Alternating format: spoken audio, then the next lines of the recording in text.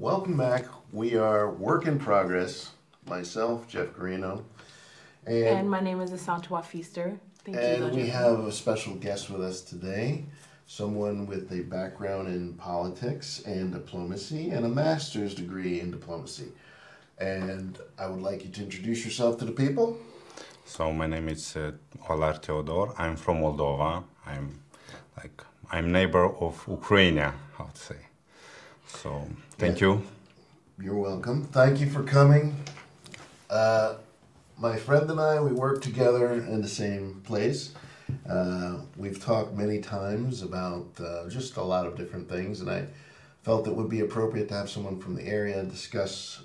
We'll be discussing Ukraine today.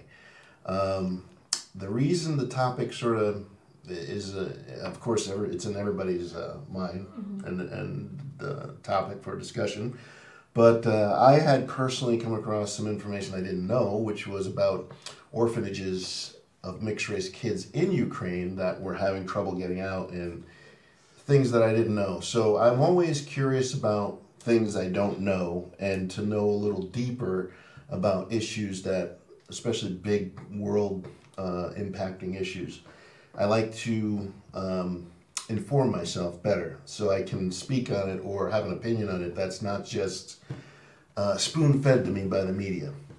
My big problem with the Ukraine and as it's been discussed is the lack of introspection and knowledge of history.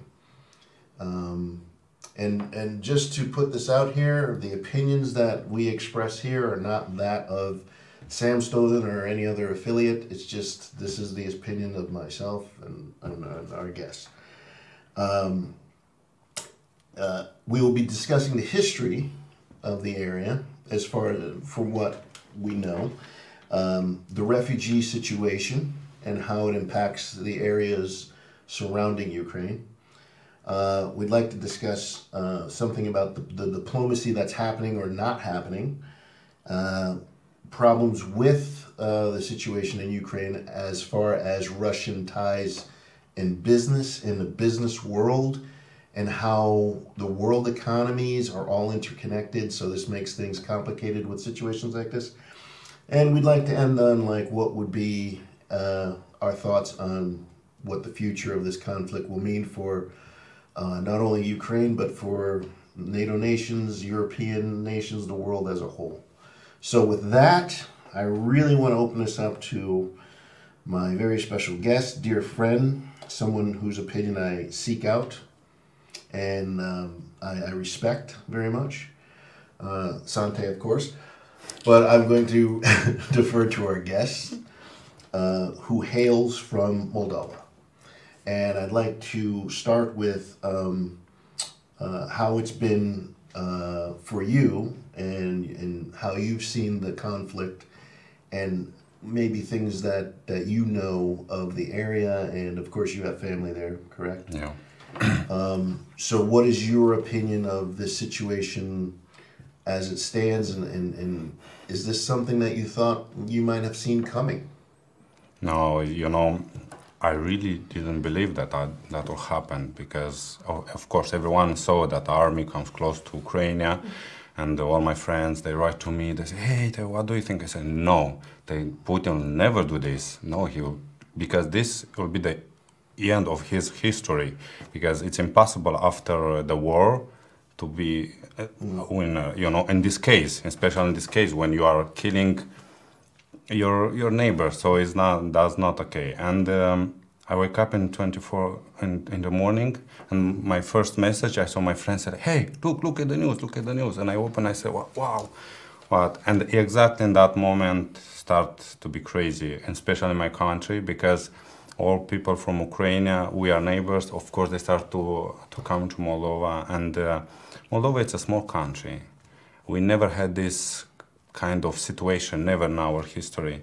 And when we saw in the front, there are like thousands of people, kids crying, and I was mega surprised when Moldavian people, they start to take cars, buses, everything, they go there, and they start to catch people, say like, hey, I have at my house 2 places, you want to come to me?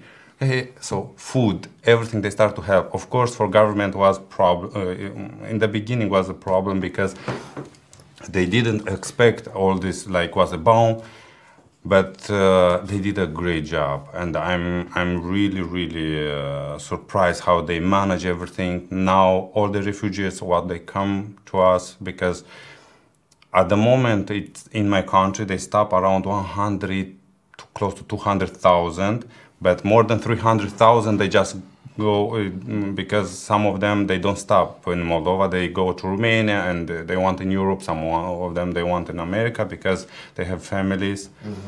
And all this start to go more and more, and of course the government start to control because start to be, you know, problems. People come there, snow, it's winter, and they did a great job. Today I was checking what has happened there. So people, they have food, they have places where to sleep, they have internet for free.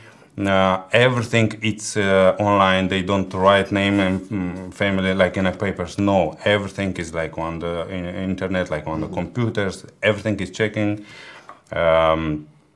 People are very positive. They try to have some. Many kids. They was to the theater. They show them movies. They try to help them how it's possible. So Moldova, like super small country, like in the middle of Europe, but of a huge big heart because we really help people there. No, I'm surprised about this. Really. I am too. It's I'm looking at estimates from the United States, NBC News specifically.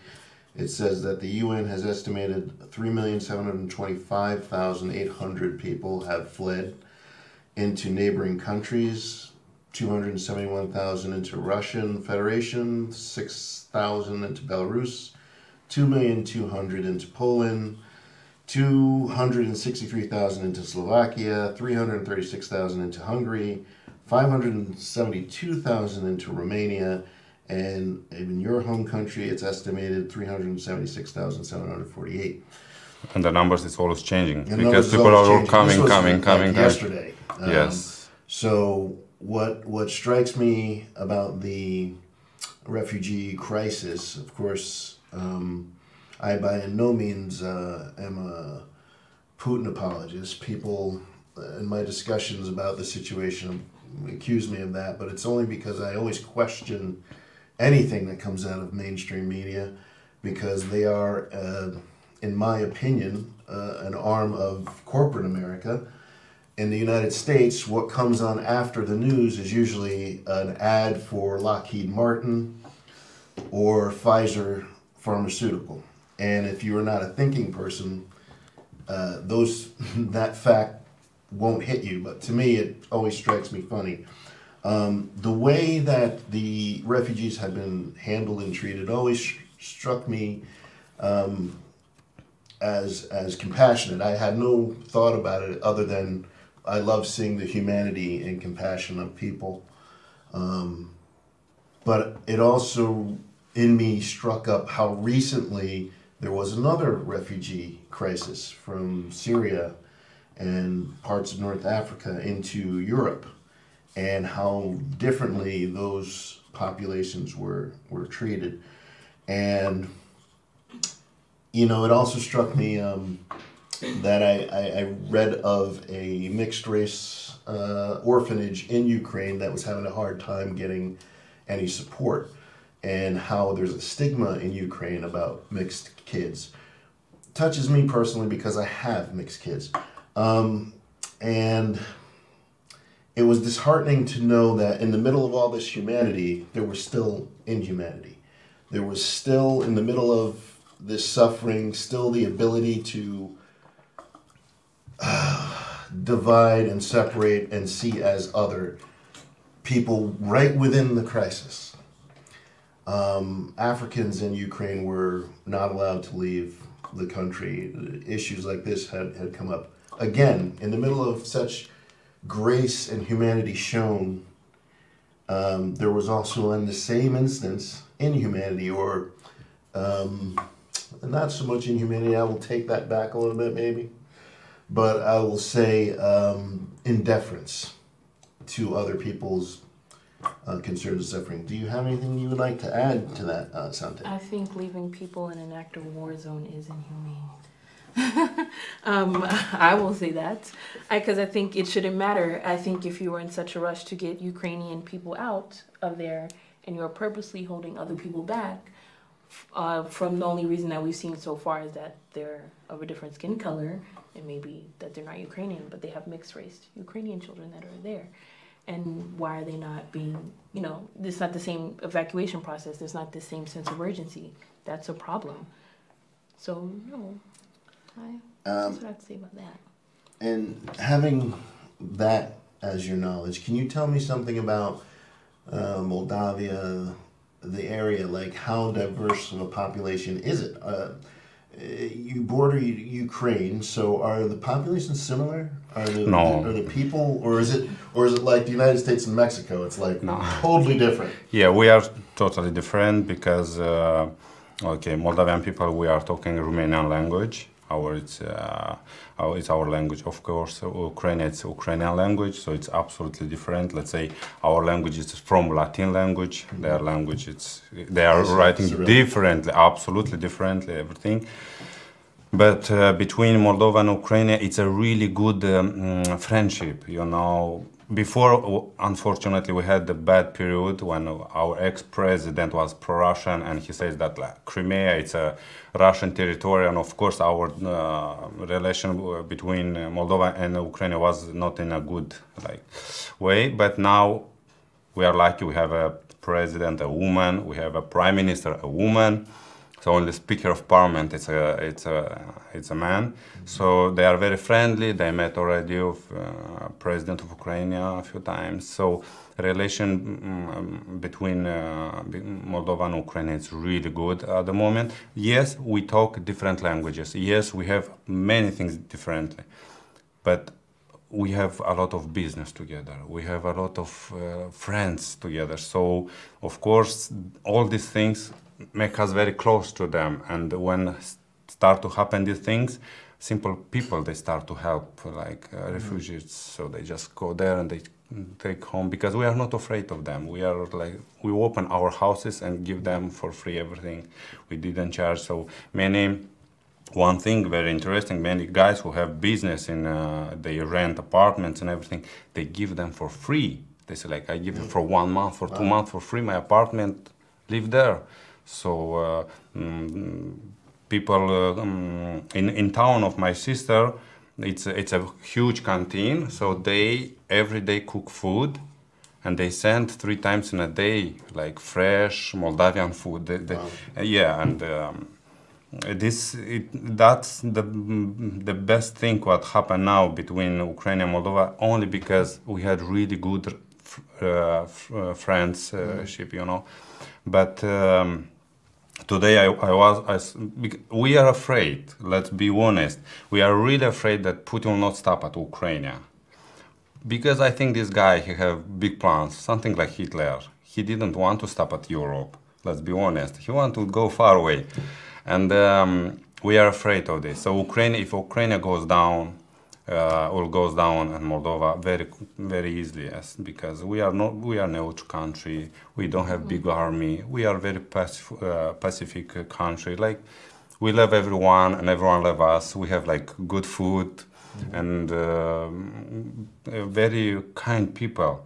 And for Russian, it will be very easy to take all this. And unfortunately, we have a lot of pro-Russian political, what they are doing, and now they are talking in the news that we need to be friends of Putin, because if we'll not be friends of Putin, Putin will come here and just fake news, and they are doing this every day, every day, and that's not good for us. So we help Ukraine because we understand what happened there, but at the same time we understand that if Ukraine goes down, Moldova will be the next one. And today I saw in the news, I can show you, it's in my language, but one parliamentary from Russia, this young guy, he says that what is doing now Putin, like demilitarization and no-Nazis and everything. After Ukraine, the next one is Moldova. So they finally talk about this openly, because until now, when they ask what will happen after Ukraine, and they say, no, we just will do everything, we'll clean Ukraine, yeah, how they want, but we'll stop. But finally they say that no, the next one will be in Moldova. And do you think people would have, not just people in Moldova, I guess all over Europe, all over the world, because it's been a very big thing now, people donating money, you know, allowing people to lean on them. So do you think if Russia just said, okay, we only want to take the Ukraine, do you think other people would have responded as rapidly? Because this is the first time, as you said, they're talking about, okay, after Ukraine comes Moldova. Do you think people would have had the same response if they said, no, we just want the Ukraine, we won't take Moldova, we won't come to Poland, we won't basically spread further and keep doing this to other people? Do you think it would have been, I guess, more contained if people didn't seem to think they were under threat next? Yeah, it's hard to say. It's hard to say. You know, one bad thing about Moldova, it's Putin is very popular in my country. That's the point. Now he goes down 15%. It's not a lot, but it's a start. So here I'm a little bit afraid, you know, because if they will come to my country, it's possible some people, they will be happy about this. Some people will not. Some people will, because some people, Moldavian people will be, and they will be refugees, you know. But let's hope that will not happen this. Let's hope Ukraine will be strong and they will not go, because I can show you if you can open Ukrainian app, like I can show you one thing very interesting about Ukraine. You know that Odessa is very close to my country. And Russia, they are controlling, and they are controlling here. This here small territory, it's Transnistria. It's a territory what Russia is controlling, and if they will fight here in Odessa, it's here, they will have like directly street. It's by the ocean port, the seagoing port of Odessa is very.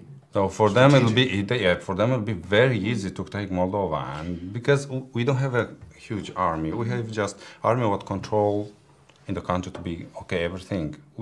So now, as a person who has studied as diplomacy and politics, I would imagine my introduction to politics when I was young came with the assassination of John F. Kennedy Jr., which was my first interest in anything political. And it always has remained with me throughout my time growing up. What I don't hear a lot of in the discussion of this is history. And the more you look into the history of the region, the history of the United States, the history of NATO, some things start to become a little more clear. I might understand maybe the Putin's fear of an expanding NATO. But this is something that I would, and I'm not in no way an apologist or saying that what Putin has done is correct. However, the United States has been the biggest instigator since the 60s of regime changes around the world. In Cuba, for instance, it's well known the United States CIA has tried to orchestrate assassinations of Castro, has inadvertently tried to orchestrate the assassinations of the French president at the time. I can't remember now, the name escapes me. As well as coups in Africa, in the Congo.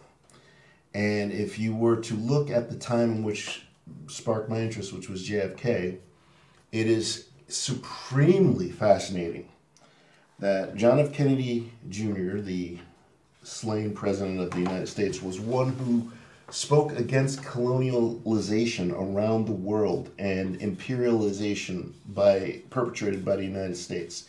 There's many speeches of him giving that, and him standing up for democratic elected officials in Africa as well as around the world. He was a neutrality, someone who valued neutrality, and also tried to lift, start programs of economic, the sharing of economic resources and wealth in South America. These things are all historical record, but things that have just recently come to my attention. That being said, I've also understood in Cuba it was to counter communism. Okay, that was the big threat. In Africa, in the Congo specifically, the United States was not too happy with the democratically elected president of that country at the time, and had sought his assassination. Kennedy had sent messages. He was arrested in his country by a coup attempt, and Kennedy had sought to get him released. The CIA never told him that they had assassinated him already. That country looked to Russia as a bulwark against the United States interference. And you had these two superpowers that were playing other countries against each other, all in Vietnam as well, all in the sake of this communism, democratically elected things, which the United States version of democratically elected was who we wanted. I think the president you were thinking about, was it Patrice Lumumba? Yes, Lumumba. I would recommend anyone who's watching or curious about what I'm saying to look these things up, because they're public record. And the problem is that we never get the historical things that tie into what's happening today. History always is a prequel to what is going on today. Of course, we know JFK was assassinated. And if you look at his idea of diplomacy and democracy, it was nothing like we see today the United States pursues. And tying all this, I'm sorry to go long, but tying all this in together as well has business interests. Now, when they talked about sanctions for Russia, I was surprised to learn how invested European nations were in Russia. Russian power, oil, and all these other things. So I kept thinking to myself, well, if they're such a threat, why are we doing so much business with them? The United States even. So I have a distinct feeling that we're being played again, because here we come off of COVID and now we're in World War III. We're always, as a population, as a mass population of people, we're pushed to emotion. Yeah. We're always pushed to emotion, to instantly jump on a side. What scares the hell out of me is I have children. I never thought my children would be thinking about a World War III with the possibility of nukes. This is something that was back in my day. They used to do movies about this all the time. There's all this propaganda in the United States about this. But the thing about propaganda is so fun, because you don't have to think. You just right and wrong, right and wrong.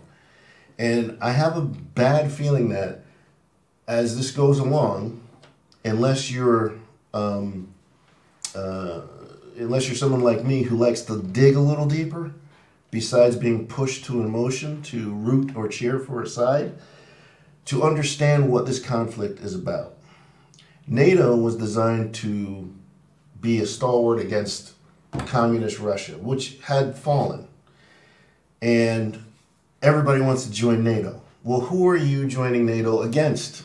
Now, if I am the lone guy you're ganging up against, it could feel like I'm being pushed against my back to a wall. And United States officials who are more knowledgeable than me and well-versed in diplomatic relations, this also can be researched, have often said that Ukraine joining NATO would be a step too far for a country like Russia and Putin to withstand.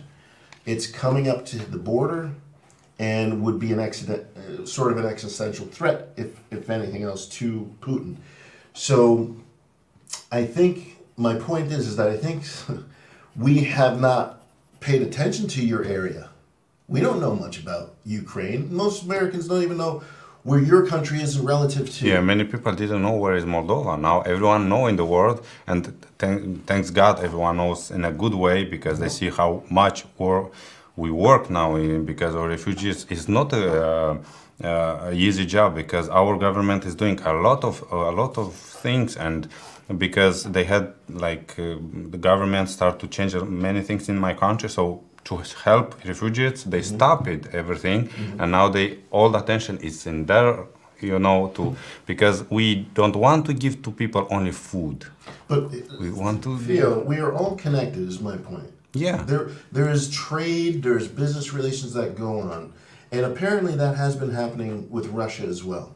So when people dismiss someone and say, "Oh, well, he's crazy for doing this," I gotta wonder: is he crazy, or what else is going on? Is there something else happening? You want to know if there's some other plan that we don't see? Nefarious thing going on. Now, if again, I'm gonna play devil's advocate. If I'm Putin is a former KGB person. He knows how the CIA has worked. He knows about regime change and all these things. He's an era of a bygone era that still exists, where I think most of us would agree we don't need that crap anymore. We don't even want that crap anymore.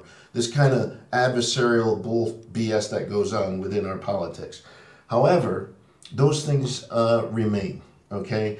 NATO and the communism. Well, what the hell does that matter when you're doing business with them? Yeah. What does it matter when, the United States is doing a lot of business with China?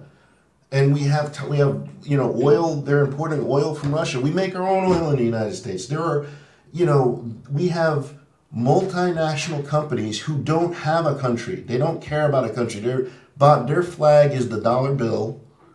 In my opinion, their thing is profit. Every year, increased profit. They don't really give a damn who is involved. And again, speaking on Putin's behalf, if I'm sitting back watching what's going on in the world. Well, the United States went into Iraq against the UN. And I remember everybody in the world, I remember protests all over the world, don't invade Iraq. Well, what did the United States do? So it's like we can't condemn, we can condemn these actions, but at the same time, we can't not condemn other actions or overlook that those lines have been crossed. And I'm saying, we're always told, you're the boogeyman. We're the good guy. Well, you know what? Life is not that damn simple. I really wish it was, but it's not. And when you start doing this good guy against bad guy, then you want my son to pick up a gun and go fight a war for somebody and their stupid ass ideas. Yeah, now it's that. And we're on the brink of World War III. We backed a guy into a corner who has nukes, whose country's falling apart. He liked to be a tough guy. His military's falling the hell apart, and the world is now united against him. He still has some money coming in from some of these sanctions that haven't fully gone through because people still have money tied up in Russia. And you're dealing with China, who is an economic powerhouse, who they want to cut off. They want China to cut Russia off. China makes everything. And what the discussion lacks is the nuance. People talk about no-fly zones. So we bring NATO backed planes over Ukraine to get shot down. Well, that's World War III.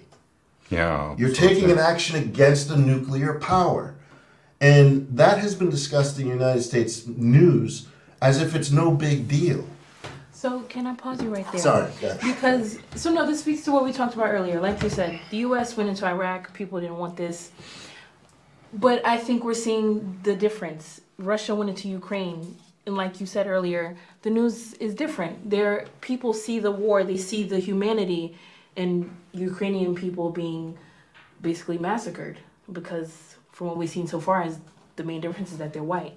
When the U.S. went and killed brown people and Arabs and people that they thought were less than human, essentially, the U.S. is still pretty good right now.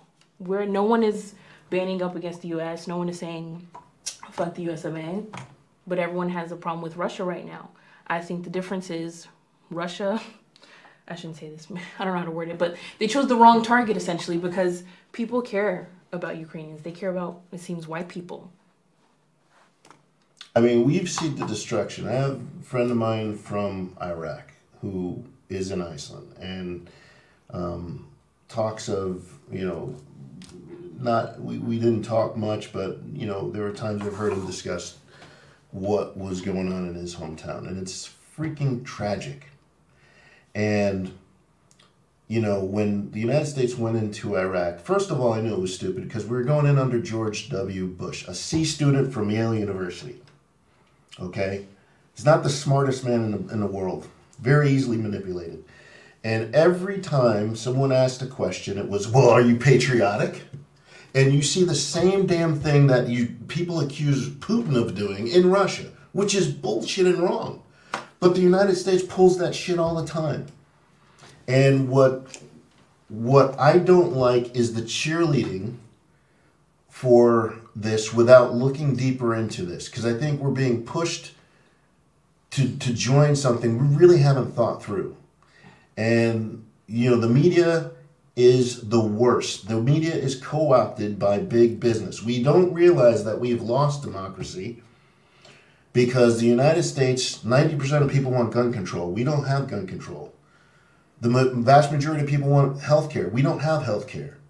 But when there's a war going on, that money comes out of your behind. Just whoa, okay, we got $3 billion over here. When COVID was happening and small businesses were closing and people were struggling, oh, we can't give you guys money. You're just going to sit in your behind. And a lot of business closed because they didn't have money and a lot of people without work. What we all know is that big business has too much of an influence on our politics. This situation is definitely political, but it involves the world, and we got to start seeing clearly. And what we're seeing and what I'm seeing and what I can't believe is Putin is an asshole for doing what he's doing. Okay? No one likes war. The world doesn't want war. Nobody wants war. Why are we going into war? Yeah, but you know, But wait, you gotta answer this for me. I didn't know that there were so many business dealings with Russia. If Russia was so evil, why are we dealing with him? If we know he's a crazy, unstable somebody, why are they why are they dealing with them? Germany took apart their power plants to get power from Russia. Okay, but yeah, of course, Russian have a lot of business. Russian it's a crazy big country. Yes, this is a country as two continents because they take Asia and they take Europe, and of course they have a lot of business, huge business, and a lot of money because. I remember a long time ago I was reading in some book and they said like people always fight like that, but here is deals like. So you never know what is there. What's happened there because all the things sometimes people are and everything is stopping like wow peace why something is there something what we don't know. So that's the situation. But we need to know one thing about Putin. In 1991, or in my country, but let's say in 1990. When the Union Soviet crashed, like, yes, for Putin, this was a tragedy. This was his like personal tragedy. He really didn't want it. For him was like, wow.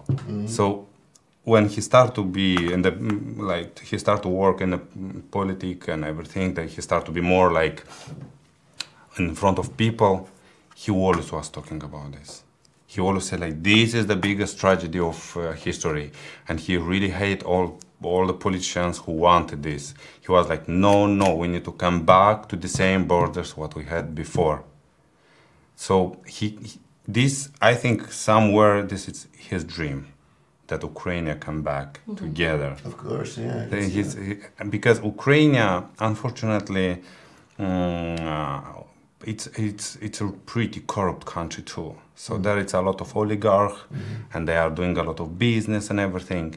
But if to take Ukraine like a good manager or good president, okay, now unfortunately Zelensky is not in a good situation. But let's say if it's peace, they have everything. They can be super rich, and and they start to change, they start to be free, people, they can talk about what they want on the streets, and that's not so good for Russia. What in your family, everyone is afraid of you, but your neighbor, everyone is free. Of course, your kids will want the same. They will want to be free too. So they will come to you and one day say like, "Father, you are too strong. No, calm down. We want to play too."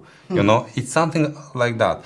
If you're studying a little bit history of Russian, people there, they always was like that. They never been free. They never feel what is that.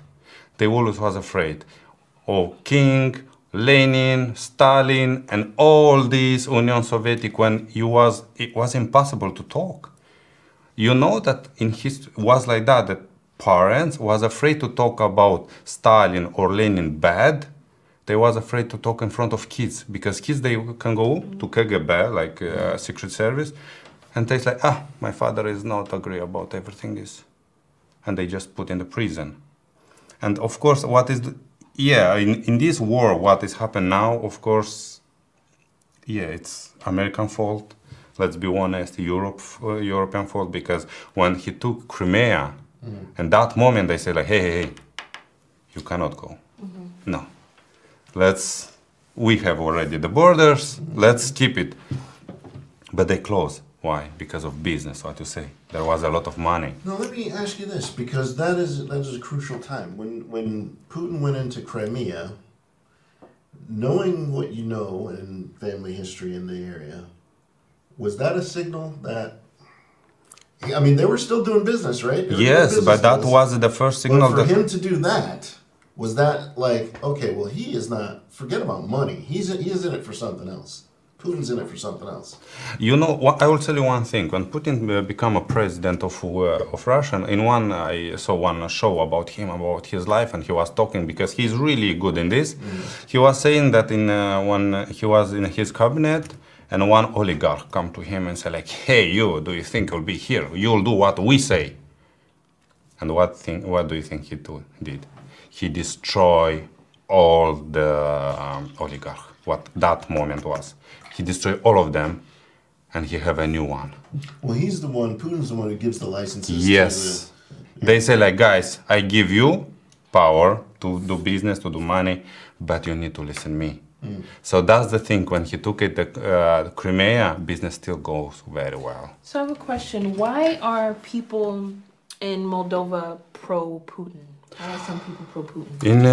I will tell you it's very easy. It's a question very easy to answer. In 30 years of independence, in all the history, we have only pro-Russian presidents, only pro-Russian prime minister, and everything like that. Okay. And all of them, we had a speaker of parliament, a woman, many years ago, unfortunately, and she says once, "Don't forget from where is coming gas." You know. So that leads into my next question. And they was working a lot to change this manipulation and everything. Do Ukrainian, if you know, since there are Ukrainian refugees now in Moldova, are they feeling safe? Are they feeling the tensions of, because some people in Moldova are pro-Putin, some are not, and now you have these influx of basically the victims of this war coming in. Is there like any tension there? You know, some people may feel this is happening to them, we don't care, Putin is doing a good thing for his country.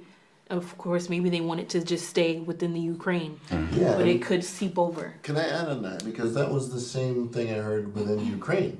They're pro-Russian populations. And in the beginning, to take when he take this Crimea, yes, but in Moldova, they are feel safe. Why? Something happened in Moldova when started the war, really, 1 month ago. People just start to help. Moldovan people, they know Russian. In my country, Russian is like here English. Everyone knows. So, of course, Ukrainian people, they cannot talk in my language because we don't know Ukrainian, but they know Russian. We help. People are very safe. And you know, some Ukrainian families, they send, especially in Moldova, they send their family only because they know that they are safe there. So everything's changed. I don't know, this like pack and change. they, you know, people open doors for Ukrainian people what they don't know them. There is like, and they live together, they cook together, they are working out together, like that, like a family, you know. Is there any fear of like consequences right now? Because as I wrote down there, so people who are now helping Ukrainian refugees in all these surrounding countries, my question would be then, are there any fear of consequences of being you're helping these people that we are essentially trying to crush, and because you're doing that, now we're coming for you? Yeah, you know, we have already. So a few people they go in front of embassy, Russian embassy, and they have just said, like, hey, no war, like, la, la, you know, people want to support Ukraine. And the next day, our ambassador in Russian, they call him, say, like, why in your country is doing this? Yes, of course, it's starting. Oh, they are saying like, hey, you don't need to do this, don't go, because we will have a problem soon, because we have a new contract gas, about the gas, and we are very independent of gas from Russian, because we are taking a lot from there. So of course Putin can do it. So do you think that's going to be, I guess, like the new ransom that they're going to be able to get all these countries to kind of obey with? If you want your gas, if you basically yes, want all the of things course, that we they provide, did. then you better submit. They did always like that. All the 30 years when they was there to negotiate about a contract, never been about a real contract, like a business contract. There was like that, okay, we will give you this price, but you need to do this, this, this. But all think what in a political thing, not business. Because my country, let's say it's using around 1 billion cubic meter of gas per year. Okay. So this is very less. Let's say Germany is 300. We are just like super small. So for Russia, Moldova is not business. It's not about business. It's more about influence. Because Moldova, it's in a good place. If you look a little bit, that it's Russian, that it's Ukrainian, and it's Moldova, the first European country.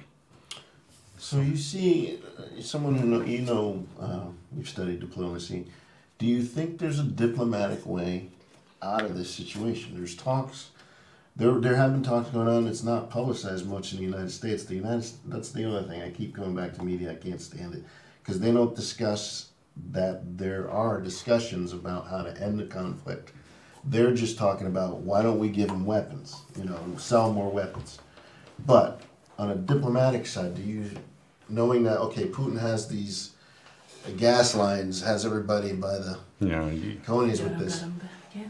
Yeah, is there? Europe is using 40% of energy of Europe. It's from Russian. 40. That is crazy a lot. Do you think, that being the case, is there a diplomatic solution to get into Putin's head to say this is really there's a no win for you here? Is there a diplomatic angle that can be played, do you think? I was thinking about this, a few days ago, and I said, like, what will happen if they will stop? But, if they will be this, what you say about diplomatic and thing, that means president of Ukraine, he win. That's the point. And Putin will never accept this. Yeah, I can see that. Never will accept this. He will destroy Ukraine, definitely, but he will not accept this. Well, he's already doing that. I mean, yes. To recover Ukraine now, they will need around 50 years. Don't forget about Germany. Well, that's because, but that could have been foreseen because the inefficiency of the land battle with the Russian forces has been seen before, that instead they're just going to level the place by bombing the hell out of it. So, I mean, that kind of goes without saying. And I understand Putin needs an angle to win, but we've already had President Biden call him a war criminal, and you've already had congressmen in the United States stupidly, somewhat suggesting assassination, which is, I mean, to say that out loud and knowing a guy like Putin, who is ex-KGB, come on, man. I mean, we're not dealing with this in a smart way, diplomatic. In my opinion. We need to be careful what we say, because this is not president of, I don't know, somewhere far away and you cannot see it. This is Russian. But my question is, why do you think there's anything that you can say to Putin? because you're, first of all, I think you're also like assuming he's running on some kind of logic right now. Why do you think there's any logical thing you can say to him right now that's going to just nip this in the bud? And I say this because U.S. News, what is it? Like something ridiculous, Inside Edition. They wanted to know if could Putin's alleged lover talk to him and get him to stop this war. And I thought, are you high? Like, who? Yes, Putin's ex-girlfriend is going to come and be like, babe, we got to stop this. And he's going to go, you're right. And he's going to just he's not listening. And he's going to turn everything. You know what? You're right. This is so, oh, damn, really fucked up. I'm going to stop this war now. I was like, this you saw the insane. Conversation between Putin and his guys. Yeah. Like he's here and they are like 5 meters from him, and he said like, "Hey, you need to do how I am saying." Or how is his name when he asks you, "What do you think about this?" Yeah. I saw this. Tell me that you don't know. I know Russian, and ministers. for me, really, I was watching on this, and I was like, all red. I was like, oh my god, like I'm so sad for this guy. And was like, yeah. I think we need to be together. And said like, no, I'm not asking about to be together. I'm like, they are afraid because they had this. It's in a blood, This is in a blood. They are afraid of kings. They kill a king in 1920, but now they have another one who is controlling Russia already 22 years. This is a generation. This is your son. I think it's the same years when how Putin is a president. Yeah. You understand? This is they are afraid of him. So it doesn't matter if come girlfriend or say, hey, man, no, never. You don't care about this. I think there is no, of course, there's some reason, like you said, for this war that we don't see, and it's what we're seeing on the surface is, of course, Russia's the bad guy. We need to tell people, which we can all, of course, have some semblance. See, that's what I'm looking for. I'm sorry. Can I have water? Yes, you can. Drink something, Jeffrey. As I was saying, you made me lose my thought. Oh, sorry. But the point is, I think there will be no logical end to this. There will be no, bow neatly tied on a war, of course. But I think people are assuming, I think personally, I hope I ain't got no Putin supporters watching. I think he sees this as basically like his end, his big shebang. Because, when some dictators start to get towards the end, they get a little in the head. I don't see where this is going to end positively in the sense that people are going to rally around Russia for anything. What's going to happen to you now? I think you're right about that. I mean, that's just what he's a pariah in the world now, which also scares the hell out of me because, he sees the news. His people don't, but he does. And, here's someone who has always had wanted to maintain that air, and it's deflating. So, the issue is he's already put nukes on the table. He's done more to bring us close to DEFCON 1 than any time I can remember. And I never in my lifetime thought that would ever be, because it's so ridiculous. When I was young in the 80s and I was a kid, the whole idea of nuclear war didn't scare me so much because I remember, as dumb as it may seem, I watched a movie called War Games, and at the end of that movie, it goes through a serious list of possible nuclear strikes. Like, it starts from different points in the world. If something jumped off in China, what would it look like? Boom, boom, boom, boom, boom. Something jumped off in Ukraine, what would it look like? Boom, boom. It goes through every possible thing. And some of these things, I remember looking at the screen. It's a computer screen that lists all the possible strikes.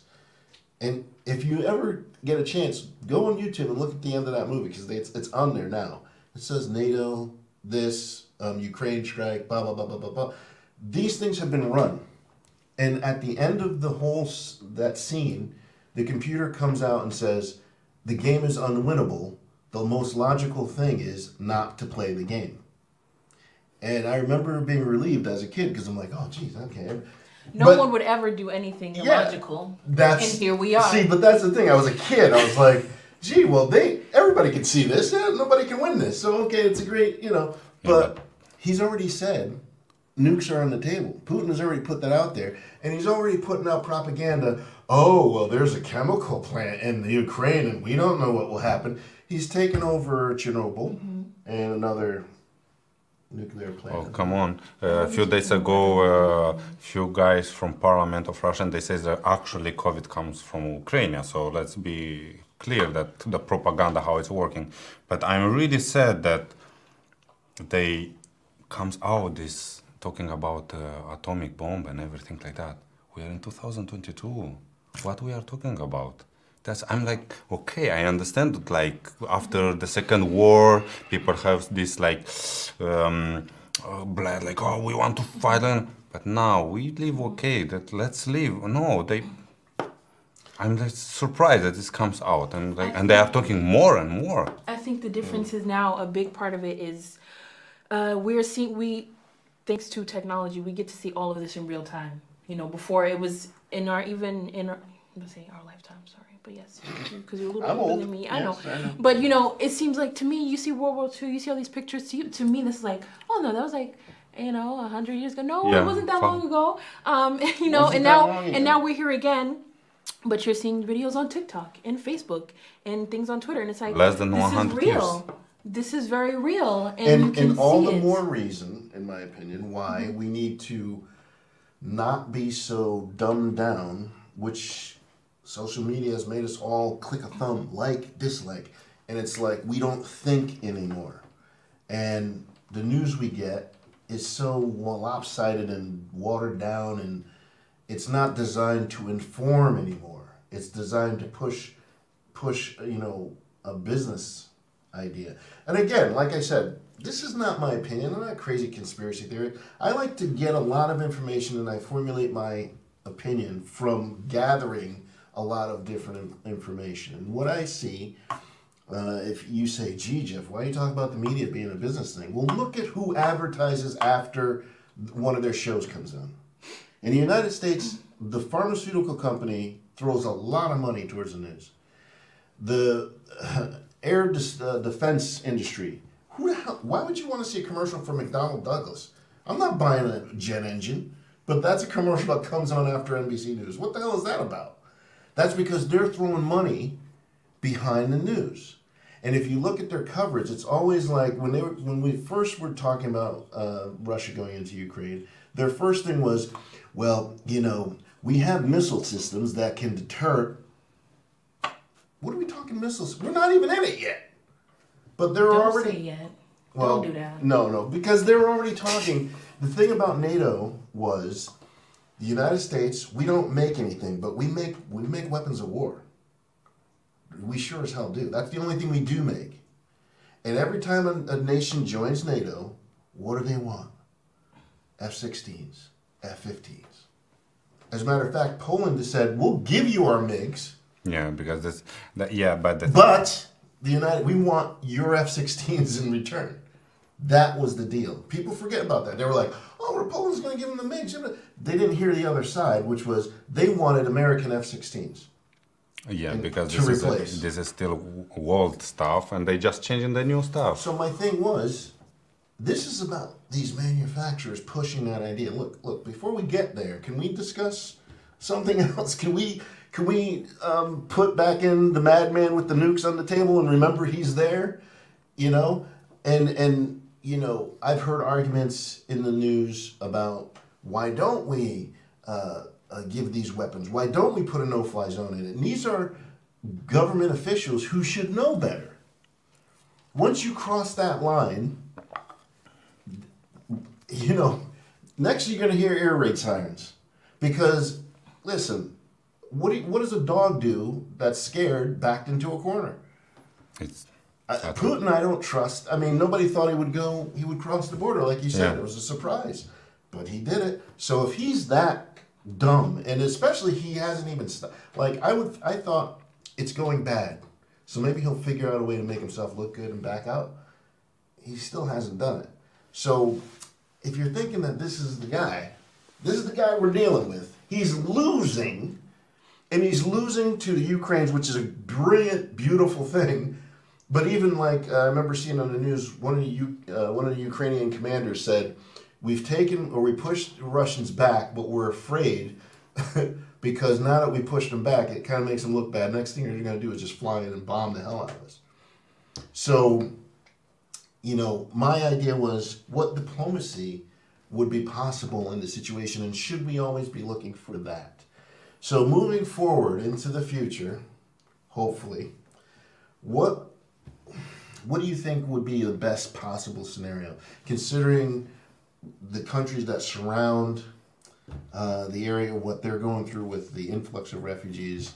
That's going to be another crisis, because if I'm not mistaken, none of the countries surrounding Ukraine were doing really well economically. No, because it's a small countries, and okay, if you come into some Union European country, let's say in Romania, something, they help a lot, but for sure, Ukraine will never have back. That's how I say this. I forgot the name. Crimea. Yeah. They'll never have back. Of course, now they are fighting for this part of Ukraine. So I think Donbass and this will be like independent republics. I think so. Russian, I think at the moment they will try to destroy Ukraine as much possible. Like they will destroy everything there. So for Ukraine, will need to recover around 50 years, maybe more. We have example, Germany. So this is really goes to the same way. And of course, for Russia will be a hard period around 30 years, I think, to recover economically. Because now Russia goes economically very low, very down. And all this, you know, what they stop, sanction, what America, Europe, they will not take it tomorrow. Say Putin will say, I stop the war, and they'll say, okay, tomorrow we will open. No, they will not. They will not open. So of course, Russia will need to prove this. Unfortunately, to change everything, and to change that, because now Ukrainian people hate Russian hate Ukrainians, and everything. This it will need around, I think, around 100 years. This, let's say, this war, if it will stop soon, will change something. But what I see that because we are in a world where internet is everywhere, so people say that they are hate Russian. They say bad words like Russian. So of course they will not. So this, unfortunately, if the war will not stop soon, the situation will be worse. But yeah, Ukrainians need to forget about Donbass and Crimea. No, that will never come back. And what could possibly be, for example, Russia's intentions once they flatten Ukraine, if that is to happen, I should say. If they were to flatten this country to rubble, what would their intention be to do with it after that? Would they want to expand Russia? What is... That's the good question, because let's think about this. I come to your house, I destroy your house, and after I ask you to be a friend. How to keep a country what everyone hates you. I'm really curious about it. Okay, you come to Ukraine, you destroy, and you take it. And you say, like, no more borders, we are one country. And... Are they going to rebuild after that? You know... but not only rebuild, but people will hate Russia, and they will always go out and everything like that, because it's the same situation in I don't know, you hear about Chechnya. This is like a republic in Russian. They destroy the capital there. Just 300,000 people they killed. But you know that many people there, they still hate Russia. They still hate because they don't forget that they did this. And what you'll do with so big country, it's 40 millions of people who hate you. Now this is as a deep conversation. Yeah. And like everyone, I guess we're all trying to figure out how to go through and not worry so much about what's going on. I gotta tell you, it has worried me, but I appreciate the discussion. Did you want to have anything to add? We've gone long, but it's such a prescient moment in history right now that I understand why we went long. I want to thank you for coming and talking with us. It's so nice to have you here. I mean, we're friends and we talk, and I love you to death. And you know, you know, I hear what's going on, and you know, I have empathy for what's going on in your country, and I just hope that it ends in a peaceful, somehow, God willing, comes to the senses, and we don't continue marching to whatever, a bad ending. I was gonna say, like, you asked, how can you deal with the stress? I don't watch the news, and I just help Ukrainian people that I know on a personal level, because I think I cannot go stop planes from doing what they're doing. But I can help my Ukrainian friends in other European countries with some money and some emotional support. So I think we need to try to support what we can instead Again, of overthinking about things we can't control. More power to Ukraine, and I think we all are invested in seeing that country be whole and its people be able to return home. I mean, it's just it's a sad situation all the way around, and that is going to be our show. Kind of emotional for me in a way, because I keep thinking about my children and their future, and I know other people are, but anyone who is watching, if you have a different idea, make a comment on the Facebook, let us know. We can discuss things further. We're always open to listening to other people's opinions and ideas. It only helps us, you know, when we want to support our friends and neighbors. With that, thank you for tuning in. Thank you to my guests. And I hope everything all finished, and we will start to have a normal, peaceful life, and I will fly home safely, and I will visit my family, because I have my sisters, my mom, and I'm really worried about them. And thank you for invitation. My pleasure was to be here. Thank you, and thank you.